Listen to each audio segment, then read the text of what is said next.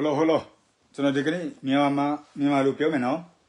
ဇုံချီတူနာမည်ခံပြီးတော့ကျန်းစာကြိုက်ပြီးတော့ပတ်စံရှယ်တဲ့လူတွေကျန်းစာကြိုက်ပြီးတော့ဓမြတိုက်တဲ့လူတွေနော်ကျန်းစာကြိုက်ပြီးတော့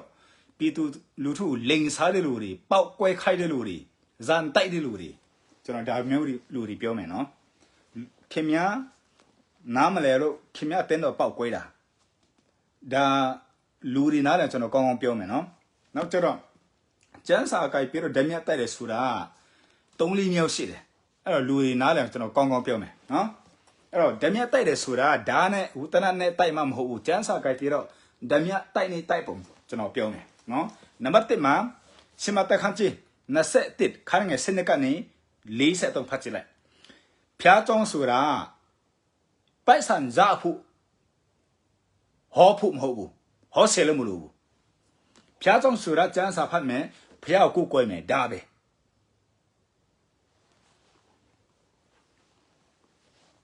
ကောင်းဖတ်လဲနော်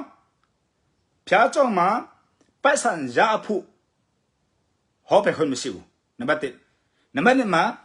ရောင်းတာဝယ်တာမလို့ကြဘူးကောင်းမထားနော်ဖျားကြောင်းမှာရောင်းတာဝယ်တာမလို့ကြဘူးcompany မဟုတ်ဘူးဖာတယ်မအိမ်မဟုတ်ဘူးနန်တွန်းမဟုတ်ဘူးအကျက်ဆိုင်မဟုတ်ဘူးဘင်းဆိုင်မဟုတ်ဘူးကွန်းကြဆိုင်မဟုတ်ဘူးရောင်းလို့မရဘူးဘာမှဝယ်လို့မရဘူးဖျားကြောင်းမှာကောင်းမထားကျန်းစာကြိုက်ပြီးတော့ငါကြွေဟော့ပြီငါချမ်းသာပြီဆိုပြီးတော့ခုံတဲ့လူတွေဟောတဲ့လူတွေကောင်းနားလဲအောင်ကောင်းနားထောင်ခင်များကမတောင်းဘဲနဲ့မကောက်ဘဲနဲ့တကယ်ချမ်းသာလားသူများအမှန်ကန်ကြည့်ယူတယ်လို့ပြီးလို့ခင်မချမ်းသာတာကောင်းပါတယ်ကျွန်တော်အားရတယ်ဒါပေမဲ့ရဖို့ဟောပြီးတဲ့နောက်ပိုင်းမှာအာနာစီတရာနဲ့အလူငွေကောက်တာအဲ့ဒါဓမြလို့ခေါ်တယ်မထားရှမတက်ခန်းတဲ့ခန်းငယ်စစ်ကနေဆက်တဲ့ဖတ်စလိုက်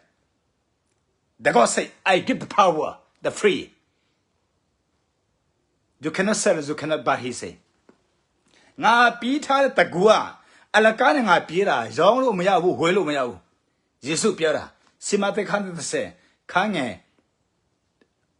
30ကနေဆက်တဲ့ကောင်းဖတ်နော် Matthew chapter 10 verse 8 to 11ခင်ဗျလူအပ်တာသူများပြီးသူအချိန်တန်လို့ရှင်သူများပြေးလိုက်မယ်ဆောင်းပါ